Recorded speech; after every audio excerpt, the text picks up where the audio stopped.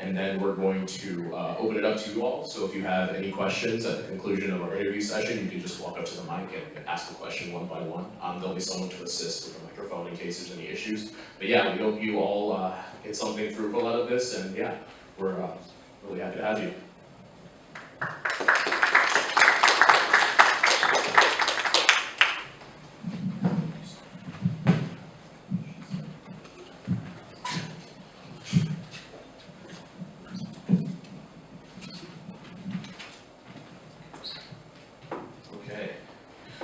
First and foremost, Chairman Butler, we're honored to have you here. Thank you so much for giving us this time out of your day. You're so welcome. Thank you. First and foremost, I think we just need to tell the audience a little bit about your background, sort of anything from your education to your real world experiences, and sort of how your upbringing influenced your career trajectory. Very good question. So I'm a millennial, so I'm gonna bounce around a lot, and I'm also, I'm a Mizzou alum, so I'm gonna plug Mizzou and Middle Bush and different places I've been here. So I'd start with my childhood. I actually spent part of my childhood in Columbia, Missouri. My parents got divorced. I'm originally from St. Louis. My parents got divorced when I was 9. My mom went to MDU law school here. After my parents got divorced, we moved to Columbia, Missouri. We lived over in Bear Creek in the projects. While my mom was in law school, and it was a very humbling and trying time for our family. But I tell you, I love this town. That's why I have no problem driving an hour and a half coming up. Well, it's supposed to be 2 hours, but an hour and a half driving coming back to Columbia. After high school, we moved back to St. Louis, graduated from high school in St. Louis, and then went to Alabama A&M University for undergrad. I met Mark Hood on the way in, and he's a business major. I was a business management major at Alabama A&M, and got in student government pretty heavy there. Ended up being a student government president in my last year, and got a degree in business management. Left there at the worst possible year to graduate college. I graduated in 2008, right at the beginning of the economic downturn. So when, I had a good GPA, but it was very difficult to find a job. So I actually ended up at this small company called Walmart Stores Incorporated. You might have heard about it. In Bentonville, Arkansas. Was lucky enough to find a position, a management position there, and was at the home office. Was really blessed because probably plays into my politics quite a bit. I was blessed to be a replenisher manager over the liquor department at 22 years old. So had a corporate job for a couple years and absolutely hated it. 4 years of college, 2 years of corporate America, and I hated it. And I decided that I wanted to get into politics. And I only applied to one school for graduate school, one school only, got a full ride, and was accepted into University of Missouri Columbia for the Truman School of Public Affairs. And that's when everything just kind of took off. I started my time in politics as an intern in the state legislature. Was later, about a semester later, was asked by the state rep that I interned for to be her legislative aide. So then I was a paid staffer my second year of grad school at the state capitol, so I was going back and forth to Columbia and Jefferson City. And it's been a year as her aide, and after I graduated from grad school, a state senator stole me from her, and I spent a year as her aide. And then, by God's grace, in 2012, my home district back in St. Louis, where I grew up in, became wide open. There was no incumbent running. There was a young lady by the name of Tashara Jones, who's now the mayor of the city of St. Louis, ran for treasurer and left her vacated her state rep seat. And a couple of guys convinced me to run. Didn't take much. And I was one of the youngest state representatives elected that year at 26 years old. So I started my career in the state legislature. I saw you guys posted kind of my link to my house website, and did some decent things there. So also was able to click on that and see some of the bills that I filed times ago. But I'm gonna end this long rant by saying you guys see how much I moved around. So I'm not a state rep anymore. I stayed there 6 years, ended my time as the Democratic Caucus Chair and the ranking member on the Budget Committee at like age 31, 32. But something else changed in my life at that point. I had a baby, was married and had a kid, and I had to get back to St. Louis and take care of my decided to run for Recorder of Deeds for the city of St. Louis, which is actually a much more powerful position locally. And it's been a ride ever since. It's amazing. And just 9 months ago, was also selected to be in the state party chair. So I'm both the Recorder of Deeds of St. Louis and the chair of the Missouri Democratic Party. It's also important to know that I'm the first African American for both positions in the entire state. In 2018, there had never been an African American ever elected as a Recorder of Deeds in the entire state of Missouri. I didn't know that until I got elected. It was a wild statistic. There have been 2 others that have been appointed, both in St. Louis County, first ever in St. Louis City, first ever elected in the state. And then just this last year, the Democratic Party selected the first African American ever to lead a major party in the state of Missouri, and myself. So thank you for that. Sometimes when you're Black, you get to still make history. It's a little, it's a little down. Like I said, 35, I thought I'd be the first Black president of the United States, but some guy named Barack Obama beat me to that. So it is a good consolidation prize, I guess. But that's my career trajectory. When you talk about career, I say this: do what you love. I haven't had any regrets since I left corporate America and took a much less paying job, and definitely a pay cut for at least 5 or 6 years. But it absolutely paid off long term. I make just as much money as I would have if I had stayed in corporate America at this point, and I'm much more happier being home and being in a position where I can make a difference. That's awesome. So you talked about being, state legislator, having to work with politicians to actually make policy. What does your day-to-day in Jeff City actually look like? Like, what is it like to be a representative? It is. I call it. It's a whirlwind.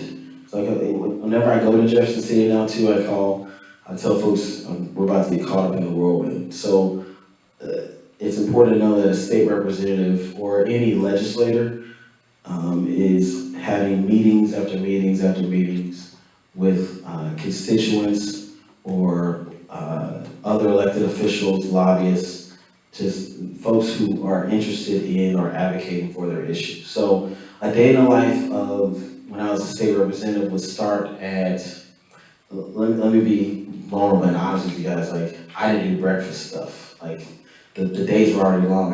There were plenty of events you can go to, breakfast receptions you can go to. After my first year, I decided that's not my thing. I'm more of a late night guy than a morning guy. So I'd skip the breakfast receptions, make it to a committee meeting at 8 or 9 a.m. in the morning. When I was ranking member on budget, it was 8 a.m. in the morning.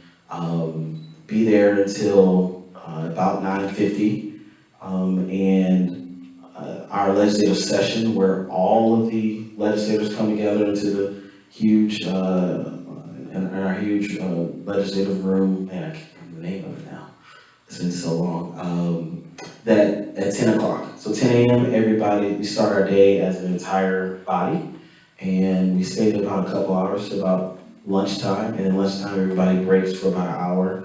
But usually as a young legislator, I wouldn't have lunch in my office, meet with a lot of folks. People would be in town and you'd have them meet you in your office. Other times you have a committee meeting 2 days a week, you have a committee meeting during lunch. Lunch is over 1 o'clock, you get about a 30-minute hour break and everybody's back at in the rotunda and back in the main room at 2 p.m. So 2 p.m. to about 6 o'clock, you're legislating, and the entire legislative body's together, you're making laws again. And then at 6 o'clock, we break for dinner. Some folks go out, some people stay in, and you get back together around 7:30. Late session, sometimes you stay till 9, sometimes you stay till 1 a.m. in the morning, making laws. But in between those times, when you're making laws on the floor, folks are pulling you off the House floor and putting you out that main room and talking to you. And it's just a lot of meetings and a lot of time spent talking to people. Awesome. So you talked. It was not awesome. It always sounds stressful, especially in Missouri with the super minority. You got it. All of that. You got it, Colby. But working within the super minority, what was kind of your biggest accomplishment, do you think? My biggest accomplishment was, so as a ranking member on the budget committee, I got quite a bit of money in the budget for Democrats. And specifically for my city, we passed $500,000 for crime prevention programs in the House budget. It was for a program called the Neighborhood Ownership Model that started in my district that we were expanding to reduce crime. I also got about $750,000 in the budget for capital improvements for Harrisville State University, which is a historically black college in my district. And one of the shining pieces of legislation that I passed was a bill with our local building commissioner to reduce vacant housing in the city of St. Louis. So kind of a few little things passed. We didn't necessarily get to pass Medicaid expansion. Thank you all for doing that, for voting, for those who voted for Medicaid expansion. But you know, there were some smaller deals you can make throughout the process. You had brought up Medicaid expansion, which, you know, rings greatly true for me. So can you just give us an update on what Medicaid expansion looks like right now and how that will affect college students? Sure. So right now, the courts have forced the governor and the executive branch of the state of Missouri to intake any patient who wants to for Medicaid expansion. So if you want to apply for Medicaid, you absolutely can. There was a time where, because of the Republican legislature that decided not to fund the expansion of Medicaid and was fighting so hard against it that they were making it difficult for folks to intake. But the point is that the parameters for Medicaid have expanded to what the federal parameters they want it to be, which is 130% of federal poverty level, so I think about $17,000 a year for a single person. If you make that or anything less, you can apply for Medicaid and you can get medical insurance.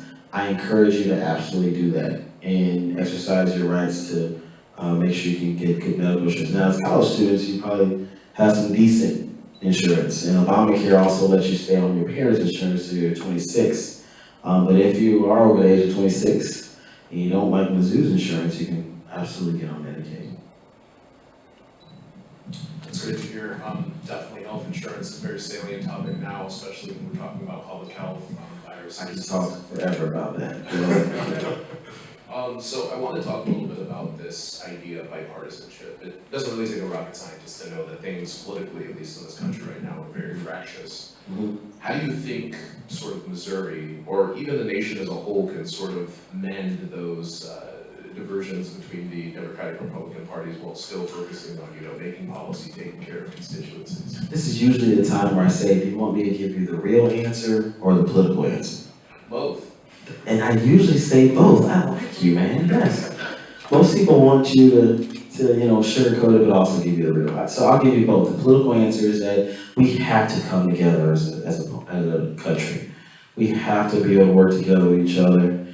There are issues that we can agree on, and in most cases, in Jefferson City, and I'm sure in DC, legislators actually agree and they pass bills together. 80% of the bills that pass are through the legislature are unanimous. I'd say now about 70%, still a high number.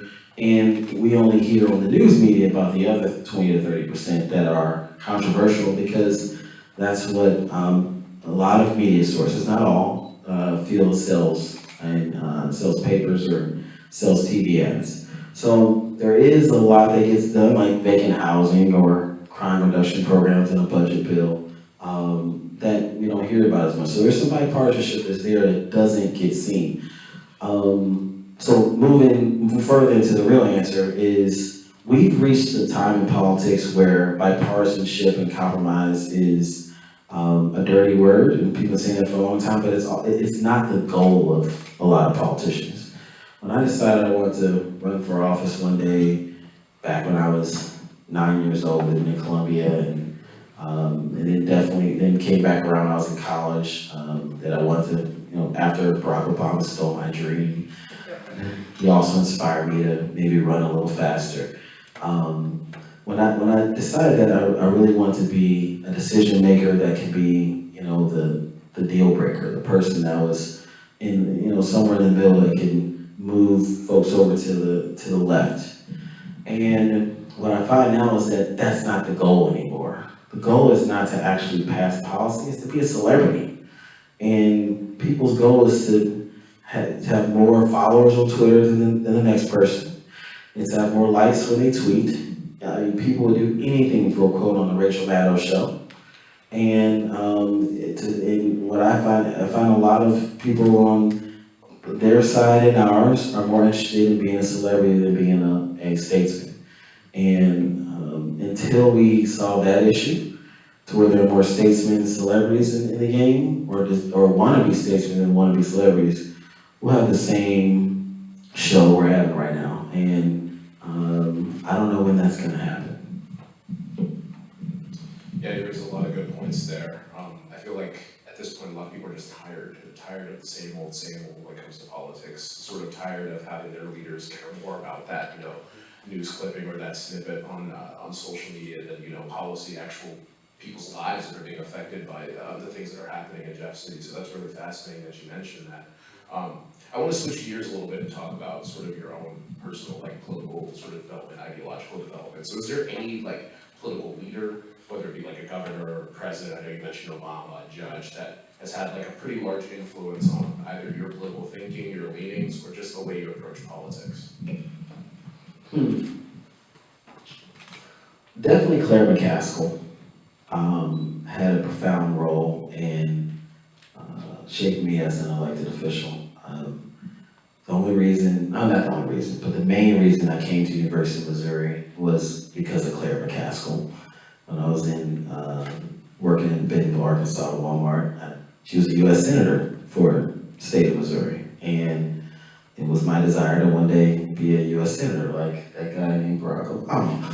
But, so Claire's path was that she was a student here at the University of Missouri Columbia. And she was also politically known for being the person who was a deal maker and was the person who was kind of in the middle that brought people to the left, brought people to the Dem side. And she understood Missouri politics and heartland politics better than many of the other folks in our Midwestern region. So Claire McCaskill absolutely had a huge impact on my decision making, has had a huge impact on how I see myself as a leader. Claire once said, towards the time of her second term, how you can't be a victim and a leader at the same time. And some of that's not true anymore. There's a lot of power in victimhood right now. Or a lot of power, I wouldn't call it victimhood, I'd call a lot of power in sharing your vulnerable story. But also, there's also just as much power in leading from that story and leading and showing how you've overcome that in the tough times in your life. So Claire is definitely one. Of course, Barack Obama has inspired my entire generation. Now, if you guys might be involved, you guys aren't millennials. You guys are the next smarter generation, right? I have no qualms of saying it. I think that's millennials probably you guys are definitely smarter than us, okay? You grew up with Google, we just got to test it out. We were the beta testers, but you guys really have an encyclopedia in your hand all day, every day, and you answer your own questions. But for our generation, right out of college, I graduated the same year the guy was elected to the United States president in an election that nobody thought an African American could ever win. That nobody thought at the time, some folks were, Democrats hadn't had the presidency in 8 years, and some folks were a little nervous that we'd be able to pull it off. So, yes, definitely has some of my demeanor and policy. Policy goals are based upon how Barack Obama led and how he led us through a very tough time in our country. I'll lastly say, my upbringing as a son of a union printer, and an entrepreneur. My dad has shaped most of who I am as a person. I do believe in paid campaign work, but when it comes to internship, don't hate on the free internship experience, because you should get paid, but you can make some good connections that'll get you paid later. We'll keep that in mind. Yeah. So I want to talk about, obviously, the COVID-19 pandemic. So how did the Missouri legislature adjust to the challenges sort of presented by the pandemic? Like, what were some of the notable stories or some of the notable sort of, I guess, conflicts back from March of last year? Well, this is usually the time during the interview where I say is, does anybody care if I curse? Anybody here that that minds if I curse, like has ears that can't hear curse, but they didn't do shit, okay? Alright, at the end of the day, when we had several legislators got COVID, Republican legislators got COVID during some of even the governor contracted COVID and his wife. There was no requirements for masks on the House floor. So when you're on the House floor, I finally remember what the name of that room was. You guys noticed a few minutes ago. You're sitting about this close to each other, and sometimes you're like right next to each other, like you and Colby. And there are people from literally all across the state in one room, and they're connecting with folks from all across the state in one building every day, all day, different meetings. And the fact that the governor and Republicans couldn't figure out that was going to spread a disease that had been spread across the country is crazy. So it's fucked up, okay? They put people's lives at risk. And so they didn't do anything. When it came time for, we got plenty of funds from the federal government, millions of dollars to push out to local hospitals, to local schools, to businesses. They didn't do shit then. They held on to $600 million that was designed to help people for months. Months, guys, not weeks, months. They held on to $600 million. It's a little personal to me too, because while other states were earmarking dollars to help businesses, especially restaurants and bars, our state was trying to find a way to keep that money, bank it, and reduce the amount of money they said they were going to give. So they made an announcement that they were going to, it was called the CARES Act.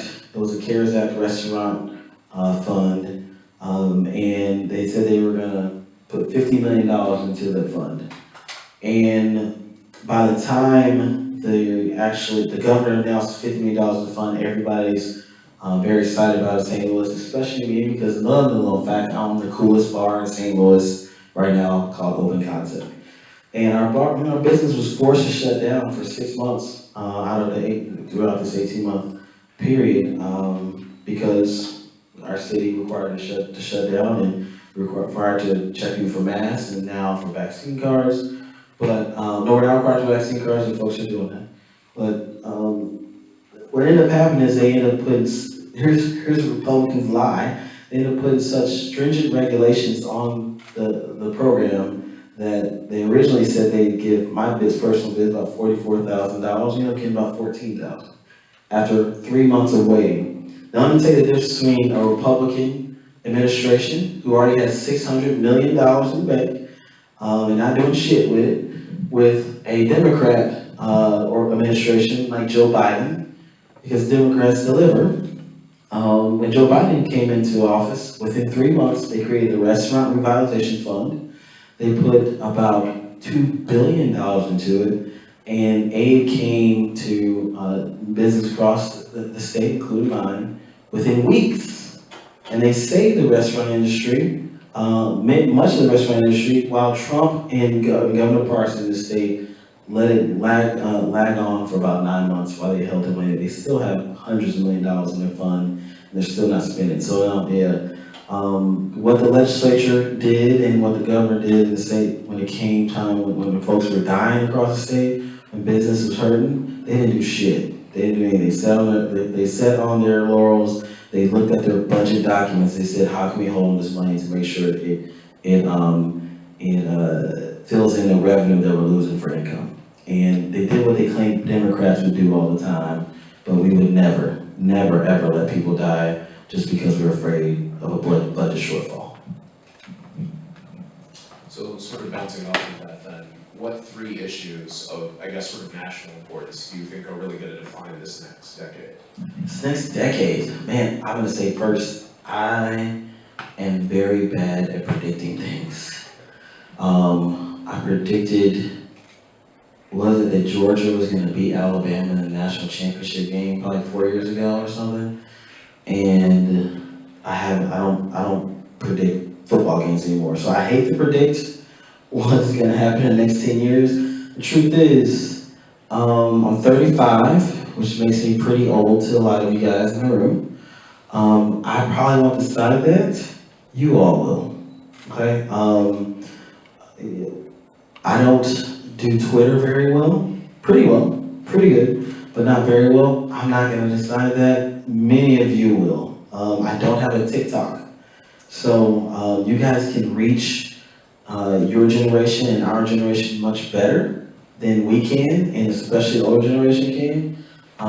Slash, you can reach folks outside this country much better than we ever can. You guys are much more connected than we ever were, and Facebook was created for us. Facebook came out when I was in college. Twitter was out when I was graduating school. So, if I had to guess though, so don't take my word for it. If I had to guess, I'd say housing is gonna be a very big issue. The rent is too damn high all across the country, not just in California. And weed is running the rent up even higher.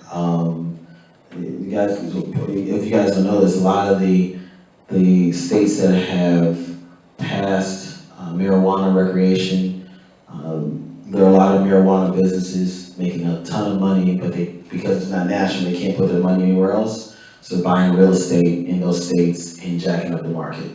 Cash, pretty much just, they're buying houses for cash, $50,000 over, $100,000 over, asking to park that money somewhere in an asset until they're able to put that money in banks. They can't put it in national banks right now. So housing is going to be a big issue for you guys. The low inventory is because there's a lot of businesses investing in real estate, sitting on it, or just Airbnb in it,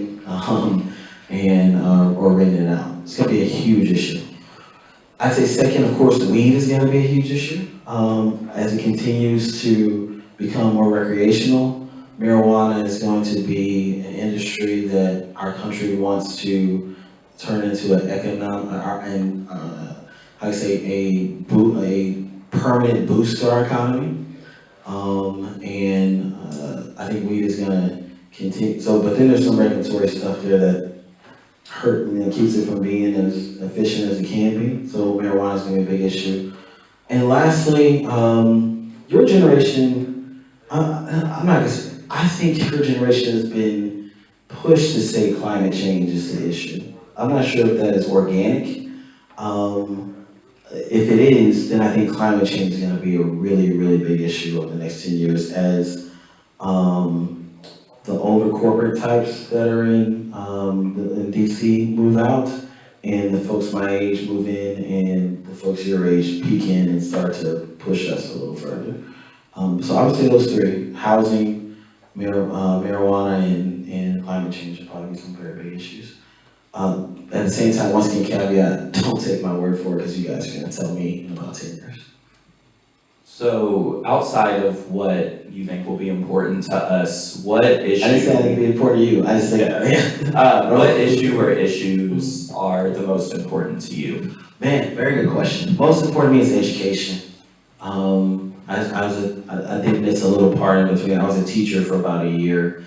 In between, when I first got elected to the House, there's some time where before you actually get sworn in, I went and worked in St. Louis Public Schools as a teacher. My grandparents were teachers in St. Louis Public Schools for over 30 years apiece. My mother was a teacher at a small college for a while. So education is extremely important to me, and I think that increasing education funding for public schools in low-income areas is still going to be important, but shaping how that money is spent is just important. The gap between what a low-income student receives from $10,000 or $15,000 investment from the state or local property tax is much different. I also think that students learn different than they ever have before. I learned that when I was a student, when I was a teacher at SLPS, and the truth is, we're all visual learners now. We learn by seeing things in our, so because we're constantly on our iPhones, we're constantly watching TV. We grew up watching TV, playing video games, doing iPhones. You guys more so than us.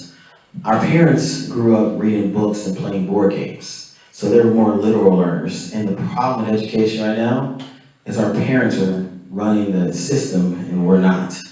And they think what was good enough for them is good enough for us, and they didn't raise us the same way our grandparents did. And in some cases, our grandparents are still running the system in some local school districts. So I think the future of our country depends on how we teach our students. And if we haven't determined how our students learn differently than other generations yet, we're gonna be giving a lot of students a disadvantage. The truth is, there's some school districts that figured that out so far.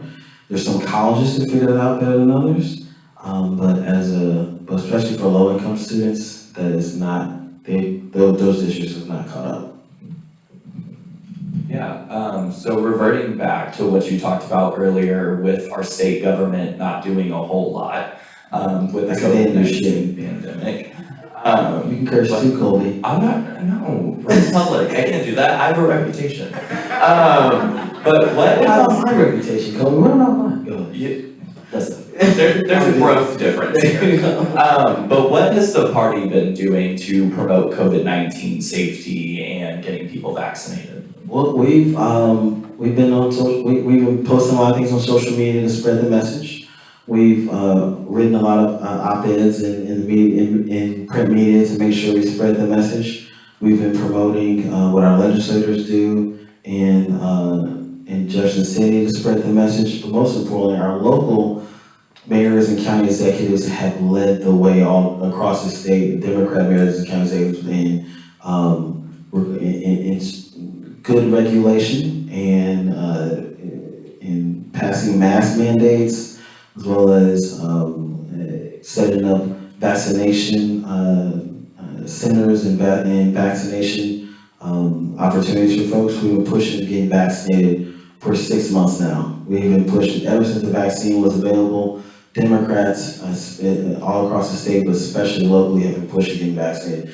And it doesn't just come from the state party. Democrats who are Democrat voters are posting online or writing to their local newspaper, are asking folks, please get vaccinated or please wear a mask. The truth is, Democrats believe in individualism, similar to Republicans, but we believe in liberty more than individualism. And liberty means that my individualism can't infringe on your individualism. And as soon as it does that, that means that I am not granting you the liberty that you deserve. And one of the backbones of the Democratic Party is that we take care of our neighbors, we care about each other, and we want to make sure that our neighbors are safe. So we're going to put on a mask, we're going to get vaccinated, not because of what we think it will make us look like or feel personally, but because we know we have to keep our children and our neighbors and our grandparents safe. So, on a lighter topic, what is your favorite part about working in government? What would you say is your least favorite part about the same? Clearly the least favorite part is calling rich people and asking them for their money. It's every politician's least favorite part. But it's something I'm getting better at, something that has changed as the years have gone by and I'm getting better at. My favorite part about being in government is the ability to, every day I wake up and what I do I know will help people's lives. And even as in a sense, an executive level position as a recorder of deeds, when I handle important documents for the city of St. Louis, and birth records, death records, marriage licenses, the archives of the city, and I'm able to grant access to those documents in a faster, cleaner way than my predecessor was. And that makes a real difference. When folks are getting ready for school in August, and parents are searching for their kids' birth certificate. In some cases, they couldn't make it to City Hall, and the kid's gonna miss 3 days of school, and they think, oh, thank you so much, it's online, it was mailed to me in time. I didn't have to go down and say, oh, you guys are, or they come to see, oh, thanks for being so fast, we can get to school now. When it comes to marriage, I mean, I can't tell you, people get married and they stop me and say, your name is on my marriage license, oh my gosh, thank you. So, to know that we're just a small part of people making a big decision about their life, and they think about me in happy ways, it's very nice. So, when I was in corporate America, I left corporate America because I would sit at my computer 9 to 5, typing. I was really good at my job, but I'd go home and I was like, what did I do? And also I had colleagues that would just get so bent out of shape about the most remedial thing to me. They would, 4 pallets of beer would go to the wrong Sam's Club. And they'd be like, oh my gosh, I'm gonna get fired. Like this. So I was like, it's just beer. Like, who cares? It's still gonna get drunk. So, it's not a big deal. Don't worry about it. And like, people get so bent out of shape about this, and it never affected me. It was between those 2 instances, I realized like I don't belong here. Like I cannot do this. And so I'm just happy that the best part about being in government is that I know that what I do is not going into the abyss, and that it matters. That's awesome. So my final question, is another political question. So what do you see as a potential solution or path forward for this growing divide in the sort of Democratic wing between progressives, strong progressives, and sort of more moderate members of the party? That's actually kind of my forte as an elected official lately, is that I've been able to have the ability to forge a good coalition and find ways that those 2 groups or perceived groups can work together. I like to say that I've developed the ability to lead leaders as an elected official. I'm a leader of leaders now. And it doesn't make me very sexy as a candidate sometimes, but it is exactly the type of elected official I want to be. It makes it feel like a little bit more than what Claire did, because Claire was never able to really do leadership in any of the levels that she was in. She could have probably did leadership in the US Senate, but so here's how I can. The first thing is that I am quietly very progressive. I'm very, very, very progressive, and almost all progressives know that. I am very, I can't go as far to say that, I'll just say I voted for Bernie Sanders and had no qualms about it. Like Bernie Sanders was, I should have said, Bernie Sanders was probably one of the few people who shaped me politically quite a bit too. But I don't wear that as a chip on my shoulder. Like a lot of folks who are extremely progressive, they make that define them. That's their thing. And they're also believe that being progressive means to, in a sense, push that narrative loudly and stronger than, in a sense, the quieter folks. And what I found is that I'm able to move a lot of what progressives call moderates, but truth is they're fairly progressive too. Further to the left, because they have no idea that I'm progressive because I don't tell them. And then 2, I have a saying, if you want to move someone to you, you have to first meet them where they are. So I'm able to meet people where they are and have a conversation with them. They learn that we agree on quite a few things, and they find out that they agree on my progressivism too. So the tactics there is to, one, if you are that firebrand and you're on that, you want to be the tough celebrity politician, be that person. Be that person. Absolutely. We need you. We absolutely need you. But don't do it at a detriment to the folks who are trying to help you grow your majority and grow folks who don't feel like they think exactly like you or have the same tactics as you.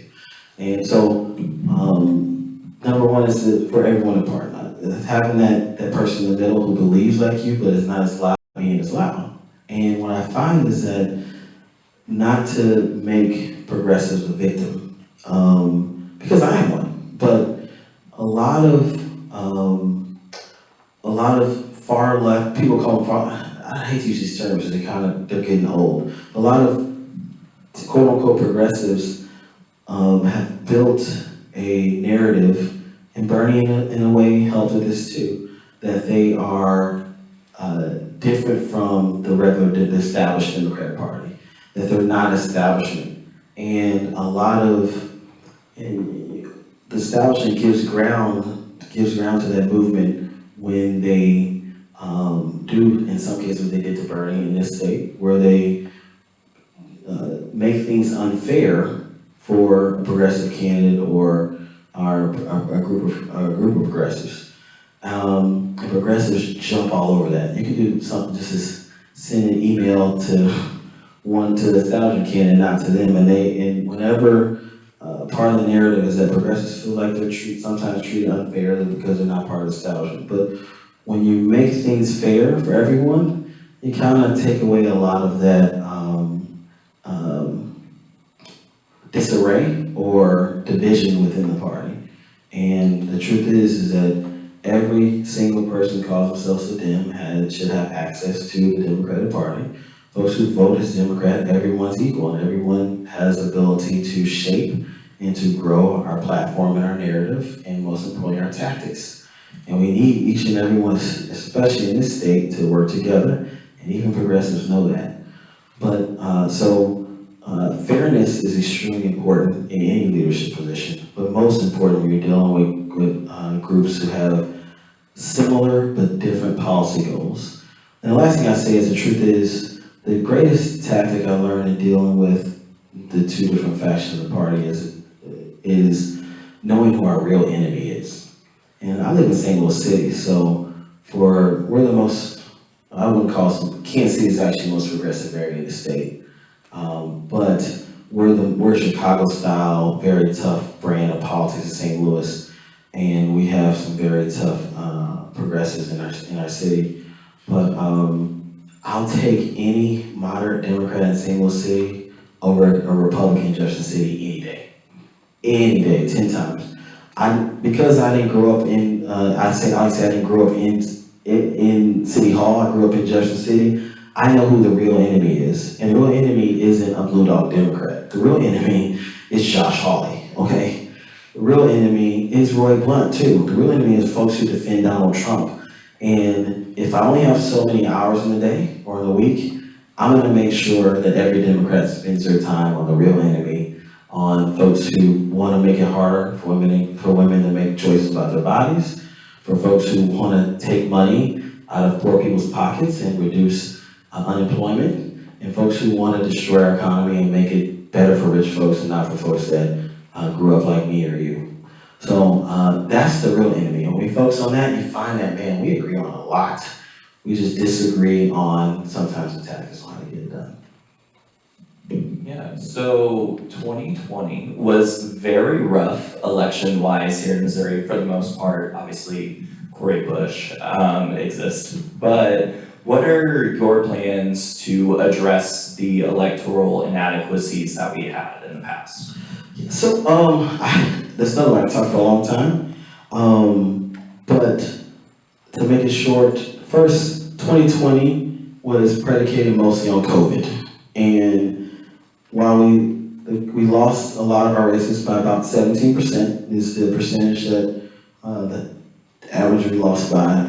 I'd say about half of that is based on COVID and the fact that we're a grassroots party, we're a handshaking party, we're a person-to-person party, and we made the choice in this state that we were going to respect our neighbors and keep them safe, and we didn't do as much of grassroots canvassing work as we normally do. So while we lost by 17, we're really only down by 8 or 9 points.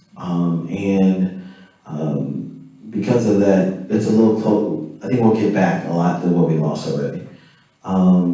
What I am planning on doing is what we are doing is making this party a people-centered party again. and we're decentralizing the party.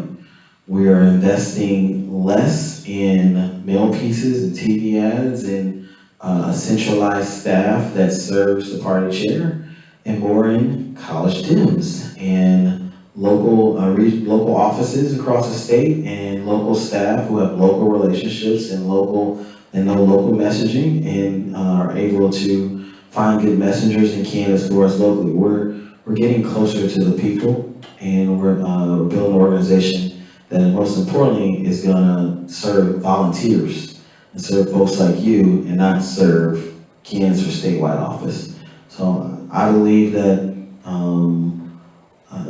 part of our loss is that we were out of touch, not necessarily just out of touch policy-wise, but out of touch with what it takes to win in any state, not just this state. And the people who are in touch are the people. And the greater we make our organization to be closer to the people, the better. And we're gonna see the results pretty quickly. Well, thank you so much, Chairman Butler, for your comments.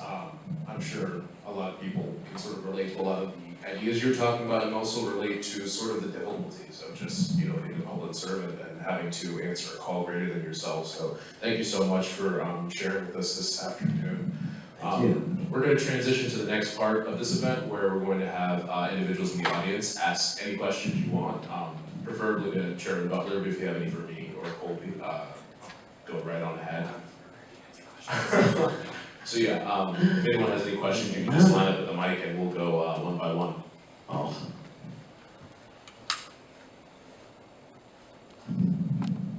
I'm ready, even if it's a gotcha question. I'm gonna blow it out the water. Let's do it.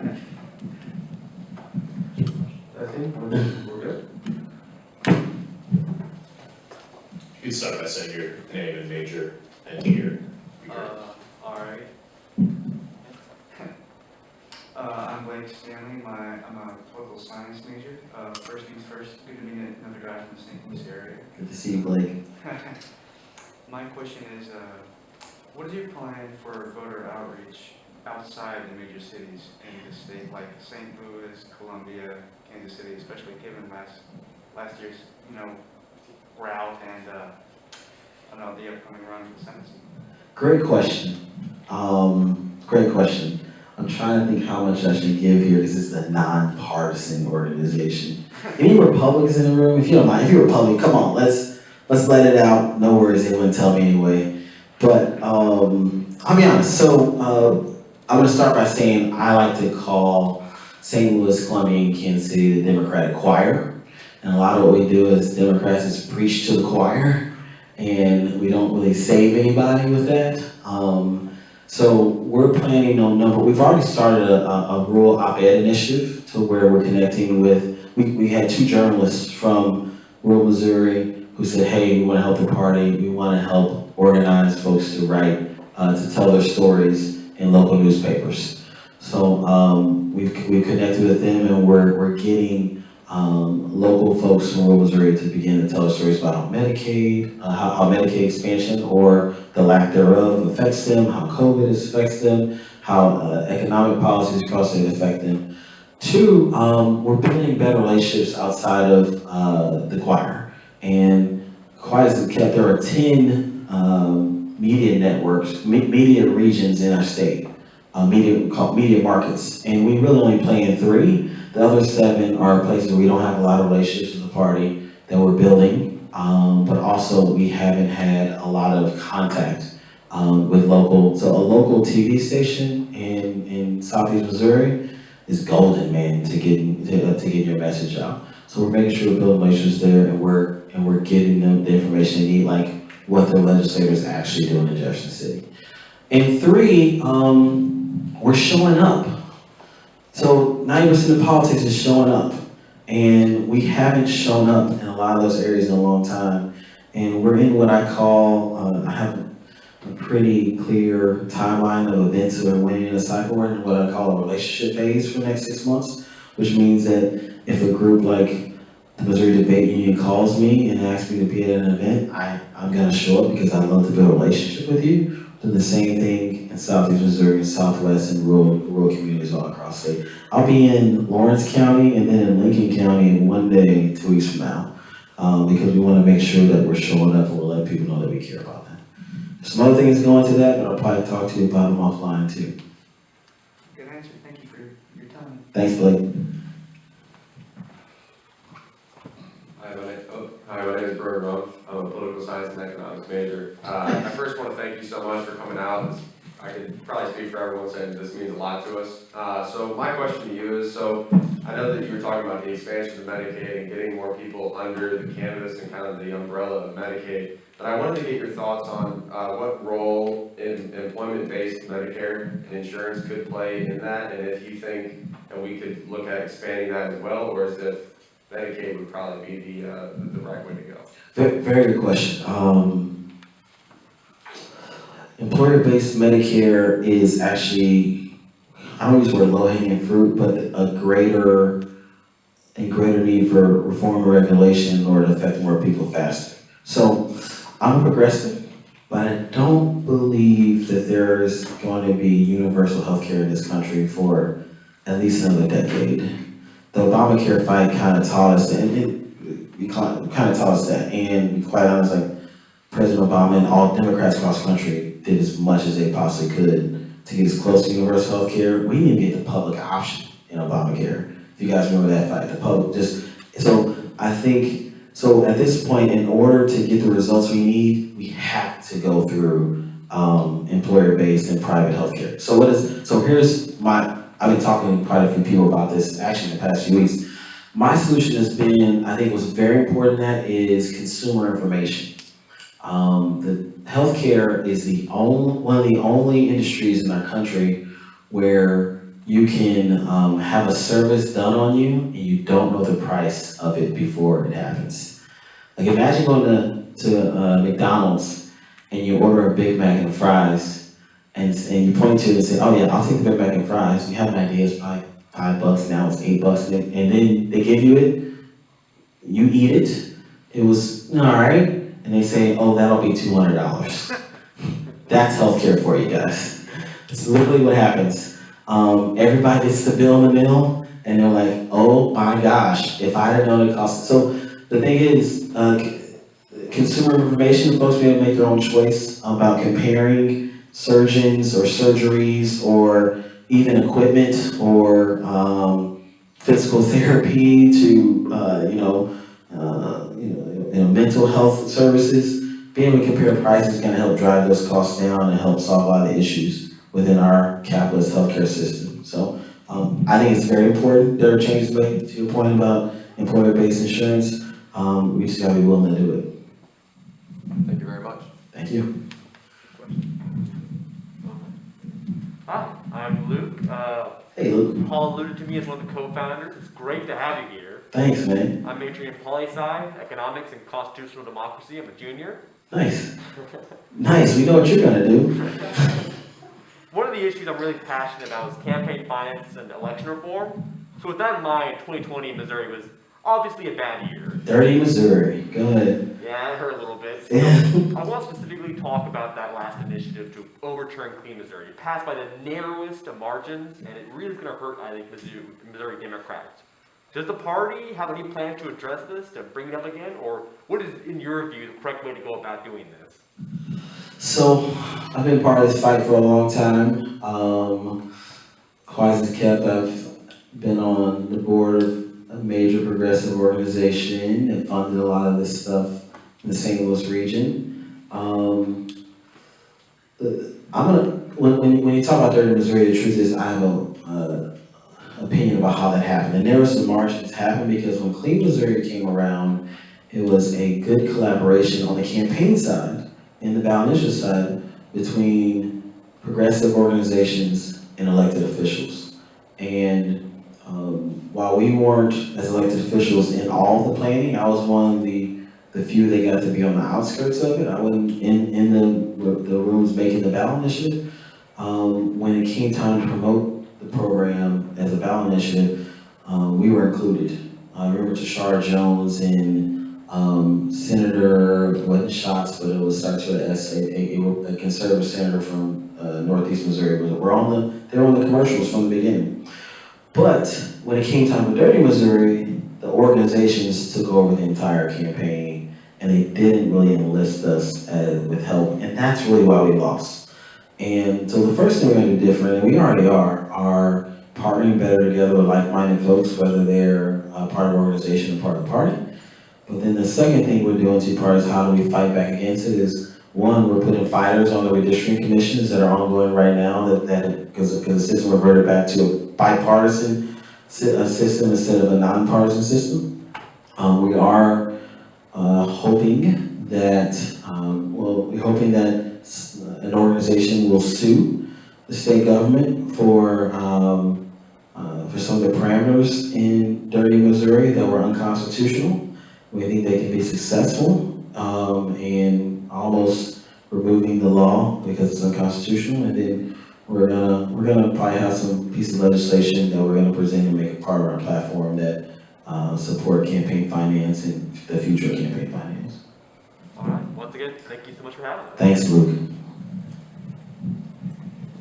Hello, my name is also Luke. Nice. It's pretty easy to remember. I'm a political science major here, and I'm a part of the Kinder Institute, which is a freshman interest group here. My question is building off of what you said about Republicans, as you put it, not doing shit. My man, he curses too, yes. And you are, the Democratic Party, I should say, is obviously not the majority party in the state of Missouri, but when things have to happen that Republicans are blocking, how do you get around that block to make sure that people, don't die? Or, you have a second? A little bit. You were saying on the lines of, I got caught in the fact you said shit, but you're talking COVID-19. How do we get around Republicans not doing anything? Yeah. Blocking it. The truth is, legislatively, we don't. Most times, legislatively, we're in the super minority. So we have to understand, you guys, you got to help us get out of the super minority, get as close to the majority as possible. And we've got to, when you're in a state of politics, in a state that is that has a party like ours that legislatively doesn't have a lot of power, we're getting the results of that. So number one, we most times we don't. How we are able to do it legislatively is there are like-minded people who happen to have an R behind their names, who we can, if we have the right narrative, we're able to convince them to support us. And there are issues around like public school support and labor union support that actually we are like-minded on. But when it comes to COVID-19, we're hoping that, not to put it lightly, the fact that some folks' family members have passed away, that they can have a greater heart for this issue. And lastly, is the ballot initiative process. So you guys are able to legislate as non-elected officials, as people. And just as Clean Missouri did, you're able to force the Republican government to do things that they otherwise wouldn't do, and just like many of you did with the Medicaid expansion ballot initiative. So the number one way around it is definitely ballot initiatives. The second is trying to have the right narrative to convince Republicans that they're really Democrats. Yeah, thank you. Thanks, Luke. Don't tell me your name's Luke too. It's Lucas. Oh, that's 3 for 3. Let's do it. Lucas Owens. I'm a not political science major, for Cool. a photojournalism major. Cool. And I'm from San Jose, California, so I'm going to take a wide veer left of all the, not wide veer left, but different than the other questions here. Yeah. So you probably know we're having a pretty big election in a few weeks. Oh, yeah. With the Gavin Newsom recall. And so what do you think, based on what's happening there and how that goes, how do you think that will affect different state governments nationally? So I wish I could say that the results of the election should determine how Republicans feel about COVID-19. Like, it's gonna be kind of a bellwether on how people feel about COVID, because this is all based on like Gavin Newsom's response to COVID. It's not like, and I read up on it a little more a week ago, because I assumed that it was something like Cuomo or Trump. It was like, no, Gavin Newsom does not have a scandal at all. It's all based on some kind of response to COVID-19 that they felt, that Republicans felt were too heavy-handed. So if Governor Newsom is wildly successful and like I said, blows out of the water wins by 20% or more, then I think it's gonna shape some other states'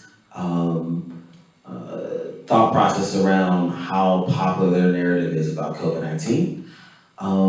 But Republican governors pretty recently, Republicans in rural areas, California, everywhere, then I think that we're gonna have to help spread that message better. But I think the results of that election are also, if Governor Newsom's able to pull it off, a recall, which happens every now and then in California, he'll be a star again, and we'll see a lot of him over the next 3 years. Perfect, thank you. Thank you. Hi there, I'm not always Laura Lucas, I'm Lauren. Lauren L. name, there we go, 4 for 4. So, and I'm an elementary education and political science major. Nice. So, of course, when you first said education, I was like, okay, right on. Mhm. So I wanted to ask along the lines of education of kind of 2 issues. One of where do you see Missouri Democrats and Republicans actually able to compromise within education of something they may pass within the next few years? And then what is one issue within education that you think is just too divisive and it's just going to be a draw? So, the thing we can agree on, we've always agreed on early childhood education and investments in early childhood and your elementary school teachers, so you'll like that. Because that just means free pre-K for folks, and usually those pre-K centers are held in elementary schools.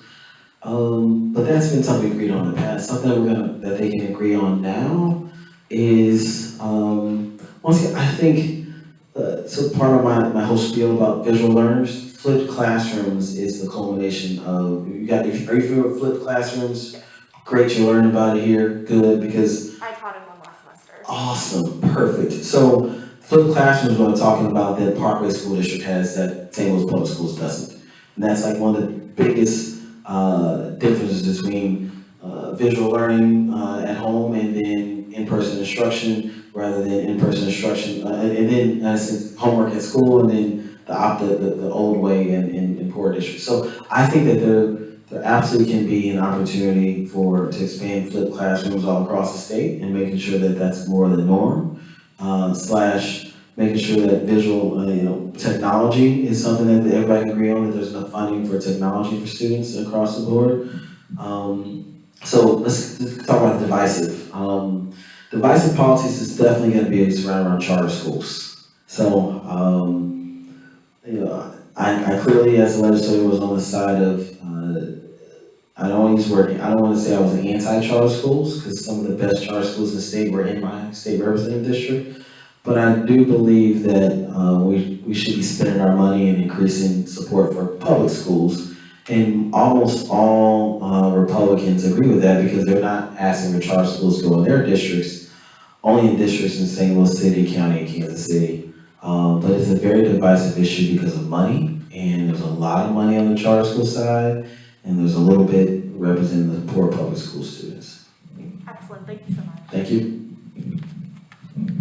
I already introduced myself, I'm not doing it again. My man. So, my question is, what advice do you have for those seeking to become a non-elected public official, whether it be in state, local, or federal? I'd say you're super smart, number one. Because non-elected public officials make way more money than elected public officials. You are on track, buddy. Literally, as a non-elected public official, you probably can start out right out of undergrad making 40 to 50 grand. A state legislator makes $36,000 a year. You're gonna make more than some of the higher elected officials. You can quickly kind of move up the ranks, especially if you're politically connected. And non-elected public officials, it's important to know that there are about 20 people in state government that make more money than the governor, and they're not elected. None of them are elected. So your ability to get a position that makes 6 figures or and higher than 6 figures grows exponentially if you're a non-elected public official, i.e. sometimes an appointed official. So to tell you the truth. So I'm still elected official as recorded deeds in the city, but it's some cases an appointed position. My salary jumped from about $36,000 a year to $105,000 a year within 1 year because I'm in more of an executive branch, typically non-elected position. So you make way more money and still do some good as a non-elected official. Great question. Thank you. Hi, I'm Jordan. I'm a freshman and I'm studying constitutional democracy and public administration. Nice to say Jordan. Yes. Awesome. Nice to meet you. So I'm from out of state, so I don't know everything about Missouri politics, but No worries. I've- Go ahead. oh, sorry. So I've heard over the news and stuff about voter suppression in Missouri, and I was wondering like what the Democratic Party in Missouri, if they're trying to try to get those bills not passed, or like what are you doing in the state? We're being very proactive about voter protection in fighting back against any bills that are going to make it harder for people to vote. That's another thing that's clearly divided. It's like the Republicans aren't even trying to hide it anymore. They're making it harder for people to vote. We're trying to make it easier. And one thing is American and one thing is un-American. I mean, it's clear. So we're gonna continue to show that divide. Two, we've had several legislators file bills that are in complete opposite of what the Republicans want. So that's automatic voter registration. That's also making it easier for increasing the number of vote polls in polling locations in a municipality, making it easier for you to access your board of elections. We're gonna do things that are gonna be opposite of what they want to make it easier to vote. The other thing we do is on the ground, we fund voter protection programs to make sure that there is quite a bit of power within a local county board of elections, and sometimes those board of elections directors who are Republican are not fair. They're not fair to voters. You know, we make sure we have someone on the ground from our party that is going to advocate for every individual voter. And we do that in a lot of ways in a nonpartisan way. Like it's about fairness. And that's another, Democrats are clear about making things fair, and we know the Republicans are not. They have to use negative tactics in order to win, and we're just not going to be that way. Thanks, Jordan. My man Mark, what's up, man? What's going on? Can you hear me? Yep. Okay. To remind you, my name is Mark Hood. I'm from Kansas City. I'm studying business administration and pre-law. I don't think I want to go into politics. I feel like it's a little too challenging. It can be. Go ahead. But I have two different questions for you. The first one being that do you think that life terms, such as like the Supreme Justice that they serve, do you think that holds back on some of the progressive movement? And if you do, how would you go about changing that? Man, Mark, anybody got their cameras down, right? Well, there's a camera right there. So that's what you want the real answer or the political. I'll give you both. The political answer is, I believe that the setup of the Supreme Court is done by the federal government, and our founders have created a system in this country that has served for justice for over 100 years. And the real answer is that we don't hire 80-something, 70-something years old to work at McDonald's, and knowing that after a certain amount of years, your mental capacity kind of begins to wane, and every major corporation in this country begins to create advisory positions for folks who get into senior levels, and most importantly, create pensions and like I said, retirement buyouts and 401k plans to make sure that a good company, especially a retail company, is cycling in employees that are productive as well as are have their ear and have the ability to connect to the middle and the majority of America. And our Supreme Court does not have that. Does not. It's just at a certain age, you're just past the time. I'm 35 and I'm past the time, man. I'm not cool anymore. I literally know that I'm not cool. And I'm 50 years younger than most of our Supreme Court justices. So yes, there are term limits and there are age limits for Missouri Supreme Court justices. There are age limits for local judges, associate circuit judges in all across the state. I think those ages are 65 and 70 for Supreme Court, 65 for local like circuit judges. So it can be good enough for the United States Supreme Court too. And my second part to that question was like, how would you go about changing?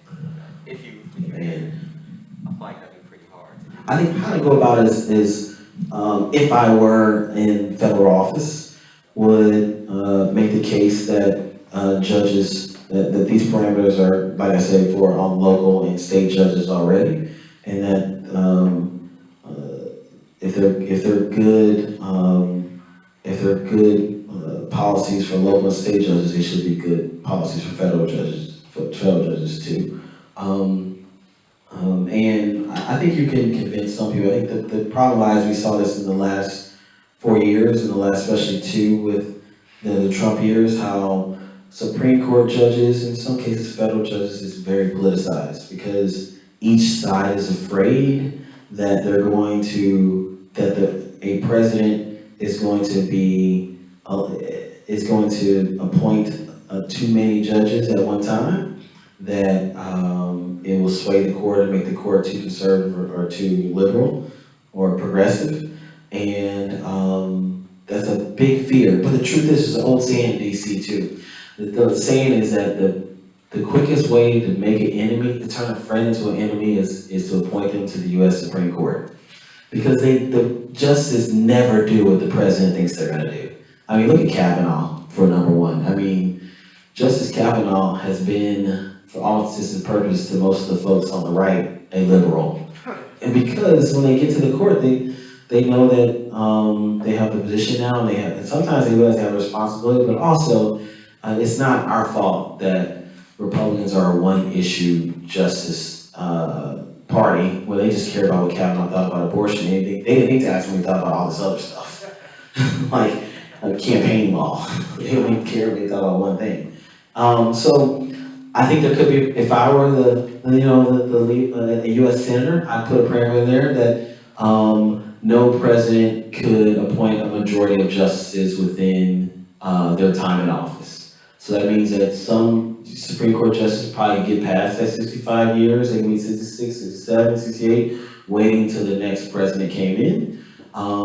Because let's say if 4 justices were up at 65 or 5 that was going to make a majority to be appointed in 4 years, then the last one would have to wait until the next president came in. I think that'd be a decent compromise. We'll see if you guys ever make me a U.S. senator to make that happen. Okay, the second question I have is... Oh, no, that was the second one. The third one, go ahead. It's 2 parts, 2 parts. Go ahead. Okay, so the second question is, as someone who seems to be very progressive, could you imagine a world where there was no bipartisan at all? Can I imagine a world with no parties at all, you mean? No. Parties are, can I imagine a world where there's a third political party, if that's your question? So bipartisan means there are just 2 parties. I can imagine a world where there are 3 political parties in this country. I cannot imagine a world where there are 0. Because in essence, we'll say 3 major political parties. There are about 10 political parties in the country, there's only 2 major ones. So 3 major political parties. I think a third party will probably arise in our lifetime. And that also means that I think that one of you guys are probably gonna be the one to start it. Or make it as good as any of the other 2 parties. I think it's very possible. The reason why there won't be 0 parties in this country, one, that's never ever happened in the history of the country or in most major developed countries in the world. 2 is that a party organization is just that, it's an organization of like-minded people that desires political power. And there will always be the ability to create an organization of like-minded people that want power in the government they pay for. So there will always be some political party. I think that there is an opportunity for us to have more than 2 major ones. Thank you. Welcome. Last question, I swear. Okay. So, kind of dovetailing off his question, do you think that, I don't know, the ascension of a third party to become a major political party in the United States would be helpful in political affairs or otherwise? Man, I don't predict college football games, political issues, or whether that third part, because it's what do you call it, that's subjective, because if that party was the Tea Party, then I'd say, yes, that'd be great for democracy. But if that party was a left party, then then we'd all be saying, oh no, we'll create another Donald Trump. So I don't think there's, right now, I couldn't predict whether it'd be good or not. I think it's very possibly could be a left party that, like you have in European countries where there's more of the third party is usually a left party, where it can create some results, but our country is different than theirs, and we have different issues than they do, and I couldn't predict it. I couldn't predict it at this point, but I do think that new issues and new power structures could net better results, for our country. But I'm always a believer in things could get worse. I mean, I've seen it too many times in politics. The truth is, things can always get worse. We thought it was really bad under George W. Bush. I was in college during George W. Bush years. I cut my teeth in politics in George W. Bush years. Nothing was worse than George W. Bush. And then 2016 happened. And it can absolutely get worse than Donald Trump. Thank you. Thanks, man. Hi there, my name is Brady. I'm a Hey, junior Brady. political science major. And in your expert prediction earlier, you mentioned climate change.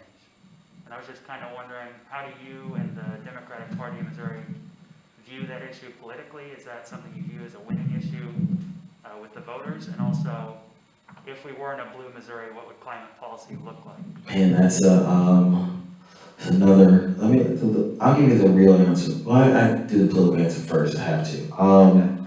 The political answer is that we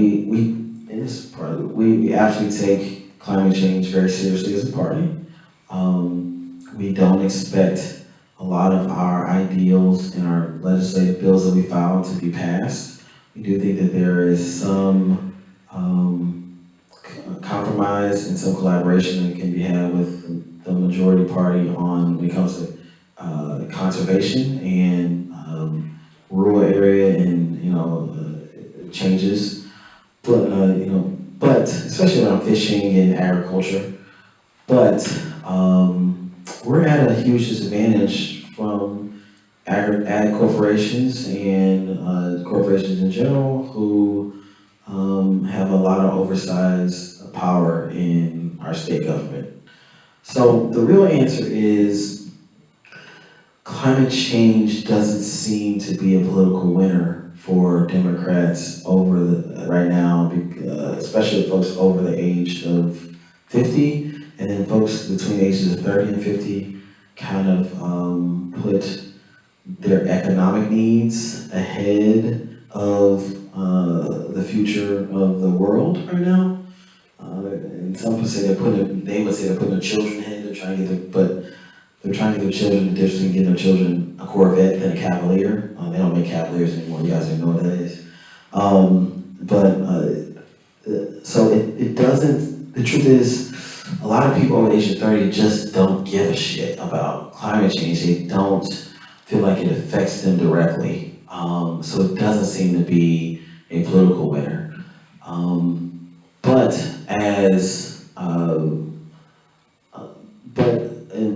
Climate change started as a term called environmentalism. Environmentalism, along with departments of conservation are ways that you can work it into issues that affect folks across party lines. Your part of your question was, what are my thoughts on climate change? I'm a New Deal supporter. I told you, I'm more progressive than most progressives. I think it is. I don't think climate change is a defining issue of our of our lifetime. I think economic change, like a second Bill of Rights really is, because until we change how we view capitalism as a country, we won't change how we view climate. Because us as capitalists is really stunning us as climate change, because changing, doing the things that it takes to reduce climate change is gonna lose us a lot of money. And it's gonna make some costs drive up, and we'd rather do the, changing our voting patterns for it. But most folks know that we have to do something different, and we're gonna give them reasons to know that. And lastly, if that's a big issue to you, it's very important that is, like I said, if that is not something that our generation or the generation before you pushed on your generation is a big issue. If that's an issue to your generation, where if this world is gonna be the same, if we're gonna have water 30 years from now, when you guys turn in your 50s, then man, keep doing the work that you're all doing and keep it important. And when you get to your corporate America jobs, you guys are mostly political science though. When you get to our level, make sure you're spreading the message to like-minded folks. Thanks, man. Hello, my name is Joey. I'm a political science major with a pre-law emphasis, and I'm a freshman. So throughout the entire interview, you sort of bashed Republicans and glorified Democrats. So I kind of want you to say one bad thing about Democrats and then one good thing about Republicans. So, look, a way to say this is that you always say something bad that sounds good, like, our problem is we care too much.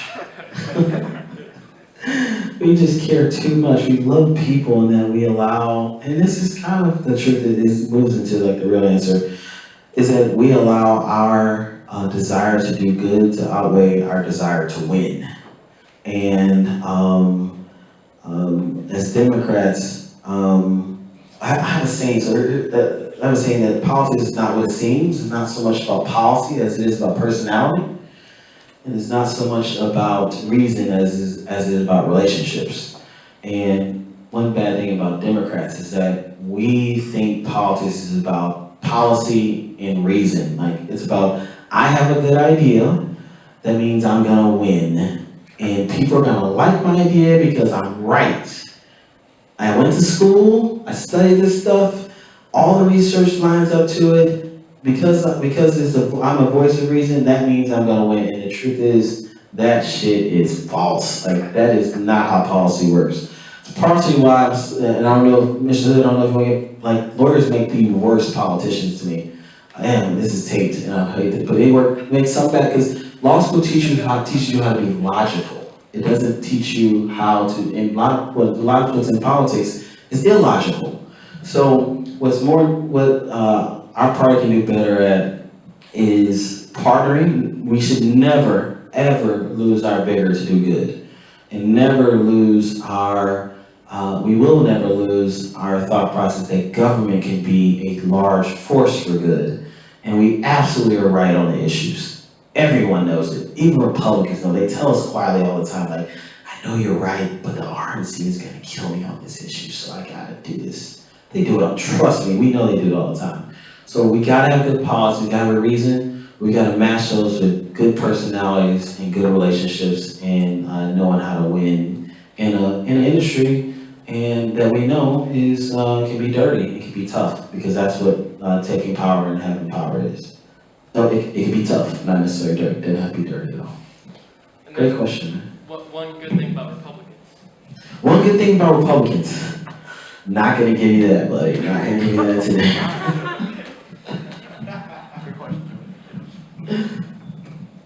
Hi, my name is Ashling. I am a first-year student here, and I'm a business major, as well as I'm involved in the Kinder Institute. And I guess I had two major questions.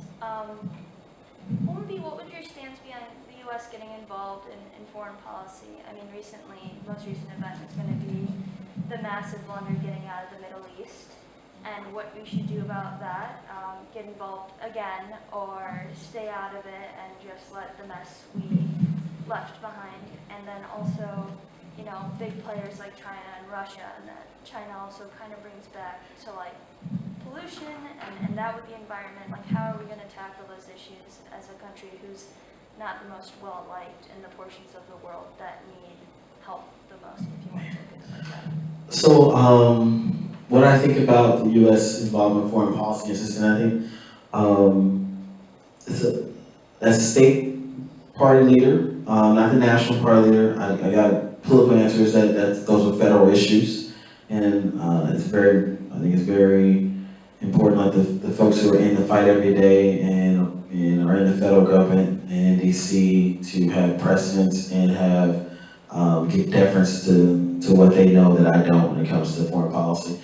I also, but as a citizen, I think that our country has put itself in a position where we have to give a lot of attention to the world, especially the world economy, than we have for our local citizens. And while there's a lot, we spend a lot of defense spending in the federal budget. A lot of folks say we spend more than the next 22 countries.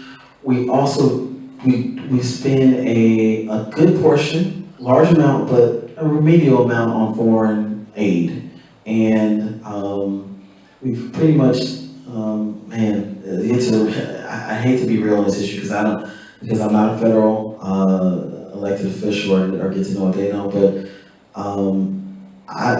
I think we all can agree that supporting folks back home and supporting our local governments and local citizens is more important than supporting financially folks who don't pay taxes in our country. But we've got to keep ourselves safe, and there are economic interests all across the country all across the world that are very important to us locally that we gotta stay on top of too. You said specifically Afghanistan and the Middle East. I think President Joe Biden made the right choice and absolutely gave a phenomenal response to what his choice was lately. And we got to see something that we haven't seen in elected official at his level for a very long time, which is someone being frank and honest with the American people. And he clearly stated that there are going to be folks who don't like his decision. It's one of those life-changing, country-changing decisions. We're pulling out of Afghanistan, and it'll save us some money, but it's also going to create some turmoil, like you said, in the Middle East. But he was willing to own it. And the truth is, most everyone who's not elected has said they know that it was the right choice to make.